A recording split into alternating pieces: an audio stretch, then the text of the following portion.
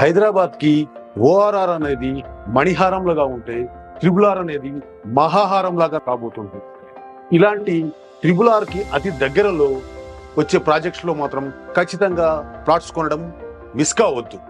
ఎందుకంటే ఇక్కడ span of 3 to 4 yearsలో మనం పెట్టిన పెట్టుబడి డబుల్ కాబోతుంది.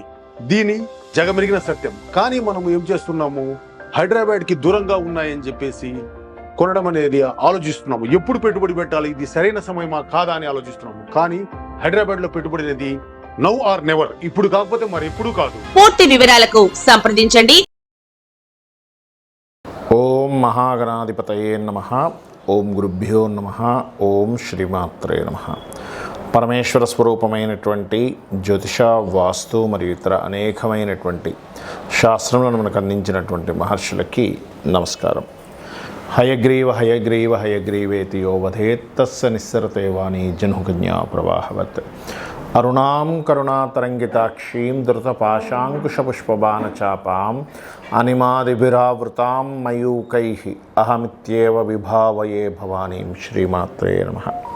ప్రేక్షకులకి లలితాంబిక అమ్మవారి యొక్క అనుగ్రహం పరిపూర్ణంగా కలగాలని మనస్ఫూర్తిగా కోరుకుంటూ మనం ఈరోజు చెప్పుకోబోయేటువంటి టాపిక్ ఏమిటంటే, ఈ విశ్వాన్ని మొత్తం తన శక్తితో నడిపిస్తున్నటువంటి ఆ యొక్క అమ్మవారి నవరాత్రులు రాబోతున్నాయి. కాబట్టి మనకి ఈ నవరాత్రుల్లో చూడండి, చాలామంది అనేకమైనటువంటి బాధలు పడుతూ ఉన్నారు. ఉద్యోగం లేకనో, అనారోగ్యంతోనో, వివాహం అవ్వకనో, ఎంతో టాలెంట్ ఉండి కూడా పైకి రాలేకనో చూస్తూ ఉంటాం మనం. చాలామంది ఇళ్లలో ఎంతో టాలెంట్ ఉంటుంది, అంత టాలెంట్ ఉండి కూడా ఎందుకు పైకి రాలేకపోతున్నాడు ఆ వ్యక్తి, ఎందుకు ఎదగలేకపోతున్నాడు అని బాధేస్తూ ఉంటుంది తల్లిదండ్రులకు కానీ, చూసే ఇంట్లో వాళ్ళకి కానీ. ఆ అబ్బాయికి అమ్మాయికి కావచ్చు, అందంగా ఉన్న పెళ్ళి అవ్వదు. ఎందుకు కారణాలు ఏమిటి అంటే, దీనికి మనకి శాస్త్రాలు చెప్పినటువంటిది ఏంటంటే, 1 పుణ్యం ఉండాలి, 2 పితృదేవతానుగ్రహం ఉండాలి, దేవతానుగ్రహం ఉండాలని చెప్పుకుంటూ ఉంటాం. మన పితృదేవతల గురించి మనం ఆల్రెడీ చెప్పుకున్నాం.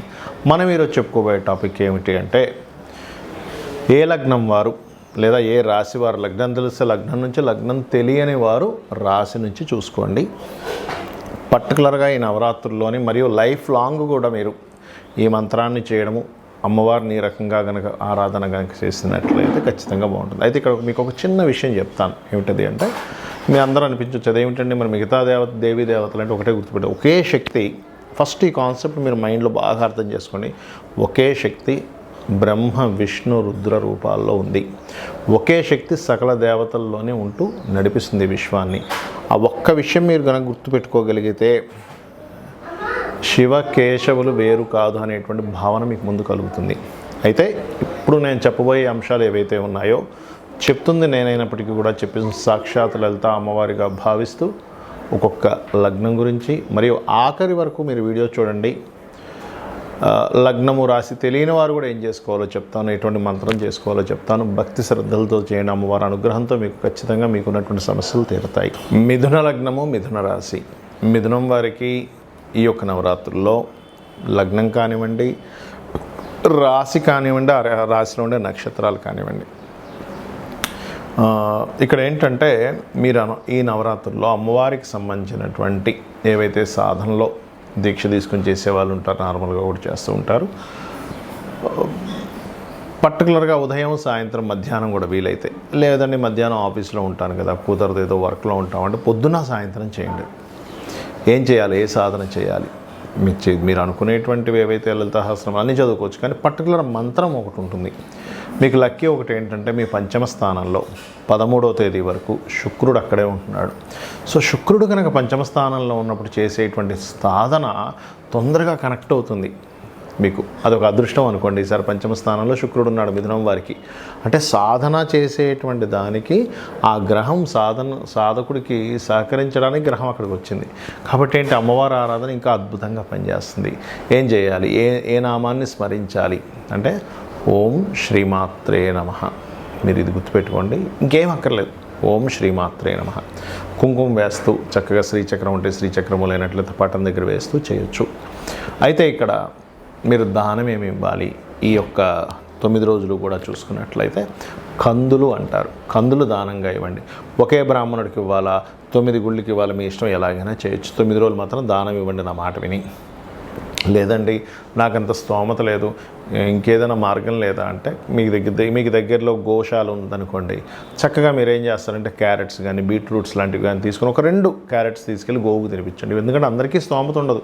రోజు కేజీ బావు కందులండి, ఎర్రబట్ట, మళ్ళీ దక్షిణ ఇవ్వాలి, నేను చాలా పేదవాడిని అంటూ ఉంటారు. ఏమి కంగారు పడకండి, మీ భక్తి ప్రధానం. అమ్మ నేను చేయలేకపోతున్నాను తల్లి, నేను ఇది ఇస్తాను, నేను ఇది గోవుకు తినిపిస్తాను, ఈ భావంతో ఉండండి. అదేవిధంగా లేదు ఏదైనా ఒక ఎర్ర జాకెట్ పట్టుంది, అది కూడా దానం ఇవ్వచ్చు మీరు. ఒకవేళ అంతగా చేయలేని నిజంగా దుర్భర స్థితిలో ఉన్నారు అనుకుంటే కనుక శ్రీమాత్రే నమః అనే మంత్రం మాత్రం మర్చిపోకండి. అలాగే అమ్మవారికి పాయసం నైవేద్యంగా పెడుతూ ఉండండి. రోజు కూడా ఎంతో కొంత పాయసం నైవేద్యంగా పెట్టండి.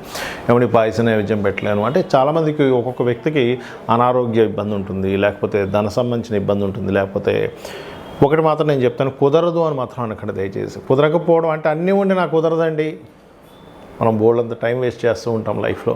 కానీ దేవుడి గురించి మనం చేసేటప్పుడు కుదరదు అనుకోవడం ఎంత అవివేకం అనిపిస్తూ ఉంటుంది నాకు. కొన్ని సందర్భాలు నిజంగానే కుదరదు. ఎవరికి కుదరదు అంటే వేరే ఊర్లో ఉంటారు, లేకపోతే అక్కడ ఉండేటువంటి సిచ్యువేషన్లో అక్కడ ఎటువంటి సదుపాయాలు ఉండవు. That is different case. కానీ అన్ని ఇంట్లో ఉన్నాయి, కానీ నేను మర్చిపోతున్నాను, ఇట్లాంటివి మాత్రం భగవంతుడి దగ్గర, పితృదేవత సంబంధించిన వాటి దగ్గర అలాంటి అశ్రద్ధ మాత్రం దయచేసి చేయవద్దు. ఎందుకంటే మనల్ని మనం ఉద్ధరించుకుంటున్నాం. ఎవరికోసమో మనం పని చేయట్లేదు, ఎవరికోసమో మనం పూజలు చేసుకోవట్లేదు, మన కోసం మనం పూజ చేసుకుంటున్నాం. కాబట్టి ఇచ్చేయండి. అలాగే మరొక విషయం ఏంటంటే తీపి పదార్థాలు ఏమైనా కూడా అమ్మవారికి నైవేద్యం పెట్టి దాని మీద ప్రసాదంగా స్వీకరించవచ్చు. అదేవిధంగా ఇక్కడ మరొక విషయం ఏంటంటే మీరు ఈ దానాన్ని 9 రోజులు 9 మందికి ఇవ్వచ్చు, లేదా వేరే ఒకే వ్యక్తికి కూడా 9 రోజులు కూడా ఇవ్వచ్చు. మీరు ఈ మంత్రం మాత్రం శ్రీమాత్రే నమః మీకు 1 గంట సేపు కూర్చొని చేయడం, పొద్దున్న సాయంత్రం మధ్యాహ్నం, కుదరలేదు ఉదయం సాయంత్రం అయినా చేస్తూ, మిగతా సమయాల్లో మైండ్లో తిరగవచ్చు, తప్పేం లేదు. మనసులో అలా తిరుగుతూ ఉందండి, నాకు ఇంకా అద్భుతమైన ఫలితాలు ఇస్తుంది. రాత్రిపూట మాత్రం మిస్ అవ్వకండి చేయడం. అంటే ఆఫ్టర్ 6:37 తర్వాత, రాత్రి అంటే అర్ధరాత్రి అప్పుడు కాదు, చేయండి. ఖచ్చితంగా అమ్మవారి అనుగ్రహంతో మీ యొక్క జీవితం మారుతుంది. చాలామందికి ఏంటంటే లగ్నం కానీ రాశి కానీ నక్షత్రం కానీ ఏమీ తెలియదు. అలాంటి వాళ్ళు ఏం చేయాలి బాగా అర్థం చేసుకోండి. ఫస్ట్ విధానం తెలుసుకోండి. అమావాస్య రోజు మధ్యాహ్నం పూట హవిస్సాన్నము అంటారు, లేదా నెయ్యి కలిపినటువంటి అన్నాన్ని భుజించమని చెప్పింది శాస్త్రం. రేపటి నుంచి నవరాత్రులు అనుకుంటే ముందు రోజు గుర్తుపెట్టుకోండి. అదేవిధంగా రాత్రిపూట పలహారం మాత్రమే తీసుకోవాలి, ఫుల్గా భోజనం చేయకూడదు. ఇది విధానం. నెక్స్ట్ డే నిద్ర లేచినప్పుడు ముందే అమావాస్య రోజు అన్ని సామాగ్రి తెచ్చుకోవాలి. ఏమేమైతే మనం పూజ చేయడానికి కావాలో అవన్నీ సామాగ్రి తెచ్చుకోవాలి. తర్వాత రోజు ఏంటంటే చక్కగా మీరు అంటే పువ్వులు ఇలాంటివి ఏ రోజుకి ఆ రోజు కొనుక్కోవచ్చు. చక్కగా మీరు అలంకరణ చేసుకొని మీ యొక్క పూజా మందిరంలో వేప మండలు, అదేవిధంగా మన అరటాకులతో కూడా కొంతమంది అలంకరణ చేసుకుంటారు. బట్ ఇక్కడ ఏంటంటే మామిడి ఆకులు వేప మండలతో అలంకరణ చేసుకోవచ్చు, పుష్పాలతో కూడా అలంకరణ చేసుకోవచ్చు. మీ యొక్క మందిరాన్ని చక్కగా పీట వేసి కలశం పెడతారు. ఆ కలశం ఒకటి గుర్తుపెట్టుకోండి, కలశము పెట్టే ఆనవాయితీ మీకుంది లేదు అని కాదు, మీరు పెట్టాలనుకుంటే పెట్టండి, అందులో ఎటువంటి డౌట్ లేదు. ఎందుకంటే కలశం పెడితే మరింత అద్భుతం. కాకపోతే కలశం పెట్టినప్పుడు మీకు ఎటువంటి ఆటంకాలు వచ్చినా ఎక్కడా కూడా దాన్ని తీయకూడదు, గుర్తుపెట్టుకోండి. కంటిన్యూ చేయాలి, దాన్ని పురోహితుని పిలిపించైనా కంటిన్యూ చేయాలి. ఆ రకంగా కలశం పెట్టుకోండి. అదేవిధంగా కలశాన్ని దానం చేయాలని చెప్తుంది శాస్త్రం. 9 రోజుల తర్వాత ఆ కలశం మనమే అట్టు పెట్టుకోకూడదు, గుర్తుపెట్టుకోండి. అలాగే అందులో వేసేటువంటి వాటర్ గంగా యమున తీర్థ అయితే వేసుకోవచ్చు. అదేవిధంగా మన దగ్గర మామూలు నీళ్ళు ఉన్నాయి, గంగే యమునేచ అనుకుంటూ కూడా నీరు వేస్తే మంచిది. అందులోని మీరు కొంతమంది నవరత్నాలు వేస్తారు, కొంతమంది బంగారం ఉంగరాలు అవి వేసుకుంటారు. కాబట్టి అవి తీసేసేపోవచ్చు, అవి ఇవ్వాల్సిన అవసరం ఏం లేదు. 5 రకాల పత్రాలు కూడా వేయమని చెప్పారు. కొబ్బరికాయ పెట్టి కలశం పెట్టి దాని తర్వాత ఏదైతే వస్త్రం ఉంటుందో వస్త్రం మీద బియ్యం అది వేసి అమ్మవారి పటం కానీ విగ్రహం కానీ పెట్టడం, దానికి రోజు చీర మార్చుతూ ఉంటారు, రోజు మార్చాలి. అదేవిధంగా శ్రీచక్రం ఉంటే ఇంకా మరింత మంచిది. అలాగే మరొక విషయం ఏంటంటే ఇక్కడ గమనించండి, ఈ యొక్క నామాల్లో ముఖ్యంగా అంటే చూడండి, మనం ఇప్పటివరకు మీ లగ్నం ఏంటి, మీ రాశి ఏంటి, దాన్ని బట్టి నామం చేసుకోమని చెప్పాం. కానీ ఈ యొక్క అమ్మవారికి ఈ ఏవైతే మనం ఇప్పటివరకు అమర్చుకున్నామో అదేవిధంగా ధ్వజం కూడా పెట్టుకోమని చెప్పింది శాస్త్రం. పెట్టుకున్న తర్వాత మీరు మొత్తం లలిత సహస్రనామాలు చేసుకోవచ్చు. అదేవిధంగా మీరు లక్ష్మీ అష్టోత్తరం చేసుకోవచ్చు, దేవి కటకమాల ఉపదేశం ఉంటే చదవచ్చు, చండీ పారాయణం చేయొచ్చు, దుర్గా అష్టోత్తరం చదువుకోవచ్చు, ఏమైనా చేసుకోవచ్చు, గుర్తుపెట్టుకోండి. కాకపోతే భక్తి ప్రధానం ఇక్కడ.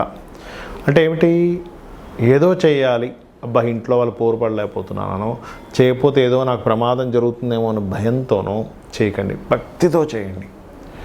ఒక చిన్నపిల్లవాడు ఉన్నాడు, మీకు ఒక అబ్బాయి అమ్మాయి ఉంది, ప్రేమతో చేస్తాం అబ్బాయికి అమ్మాయికి. ఏంటి, నా పిల్లవాడు, వీడికి పొద్దున్నే టిఫిన్ తినిపించాలి, స్నానం చేయించాలి, మంచి మంచి బట్టలు వేయాలి, కొత్త డ్రెస్ కనిపిస్తే మా పిల్లాడికి బాగుంటుంది. ఎట్లా చేస్తాం? అలా భగవంతుడికి చేయండి. అలా చేస్తూ మరొక విషయం ఏంటంటే, ఇక్కడ పలానా ప్రాబ్లం బట్టి కూడా నామం చేసుకోవచ్చు. అంటే అలాగా రక్షణ కావాలనుకుంటున్నాం, శ్రీమాత్రే నమః. ఏమి దిక్కుతోచట్లేదు, శ్రీమాత్రే నమః చేసుకోవచ్చు. లేదు ఏదో ఫియర్ ఉంది, నాకు ధైర్యం పెరగాలి, ఓం కనకాంగద కేయూరు కమనీయ భుజాన్వితాయ నమః. పిల్లలు చదవట్లేదు, ఒక మంత్రం చేసుకోవాలనుకుంటున్నారు మీరు, ఓం శుద్ధ విద్యాంకురాకార ద్విచపంక్తి ద్వయోజ్వలాయ నమః. ఉద్యోగం రావాలి, ఓం శ్రీమాత శ్రీ మహారాజ్ఞి శ్రీమత్ సింహాసనేశ్వరి నమః చేసుకోవచ్చు. లేదా ఓం మాణిక్య మకుటాకార జానుద్వై విరాజితాయ నమః చేయవచ్చు. కాకపోతే గంట సేపు చేయండి అన్నమాట విని. అదేవిధంగా మనసు బాలేదు, ఓం మనస్విని నమః. లేదు పనులు సగంలో ఉండి ఆగిపోతున్నాయి, ఓం అష్టమీ చంద్ర విభ్రాజ అలికస్థల శోభితాయే నమః. లేదంటే హెల్త్ ఇష్యూస్ బాగా ఉన్నాయి, అలాంటి వారు చేయవలసింది ఏంటంటే, ఓం సర్వవ్యాధి ప్రశమని సర్వమృత్యు నివారిణి అగ్రగణ్య అచింత్య రూప కలికల్మషనాశినే నమః. అదేవిధంగా వివాహం అవ్వట్లేదు, ఓం కామేశబద్ధ మాంగళ్య సూత్రశోభిత కందరాయే నమః. వివాహం అయిందండి కానీ మా ఇద్దరి మధ్య సఖ్యత లేదు, ఓం శివకామేశ్వరంకస్తా శివా స్వాధీన వల్లభాయే నమః చేసుకోండి. ఇలా ఒక్క నామం కదా, మనం లలిత సహస్రనామాల్లో ప్రతి నామానికి అర్థాన్ని, దానివల్ల వచ్చేటువంటి ఫలితాలు మనం చెప్పాం. కాబట్టి ఇలా చేసుకోండి. అప్పులు ఎక్కువగా ఉన్నాయనుకుంటే ఓం అపర్ణాయే నమః అని నామం చేసుకోండి. సంపదలు కావాలి అనుకుంటే ఓం సంపత్కరీ సమారూఢ సింధుర వ్రజ సేవితాయే నమః అని నామస్మరణ చేయండి. భక్తిగా ఈ 9 రోజులు మీరు చేసుకోండి. ఇంకొకటి ఏంటంటే, దేశీవాలి గోవు పెట్టండి, జెర్సీ ఆవుకు ఒక జంతు ప్రేమికుడిగా పెట్టుకోండి, తప్పులేదు. కానీ మీకు దోషం పోవాలంటే దేశీవాలి గోవుకు తినిపించండి. కొంచెమే పెట్టండి, ఎక్కువ పెట్టాల్సిన అవసరం ఏం లేదు. ఎక్కువ తినేసింది, ఆల్రెడీ తినలేకపోతుంది, అట్లా ఇంకొకకండి, అక్కడ పెట్టేసి వెళ్తే తర్వాత అయినా తింటుంది అది. అలాగే మరొక విషయం ఏంటంటే, ఇల్లు శుభ్రంగా ఉండేలా చూసుకోండి. దీక్ష తీసుకుంటున్నాను 9 రోజులు అనుకునేవారు చాప వేసుకొని కిందన పడుకోండి. 9 రోజులు గోర్లు కత్తిరించుకోవడము ఇట్లాంటివి చేయకండి. దీక్ష తీసుకున్నవారు వేరే వారు కాదు, ఇవి చేయండి. 9 రోజులు ఆరాధించండి. మీకు ఖచ్చితంగా అమ్మవారి అనుగ్రహంతో మీ పూర్వజన్మ కర్మ తొలగిపోయి పుణ్యము సంపాదించుకొని మీరు ఇక్కడి నుంచైనా బాగుండాలని మనస్ఫూర్తి కోరుకుంటూ శ్రీమాత్రే నమః.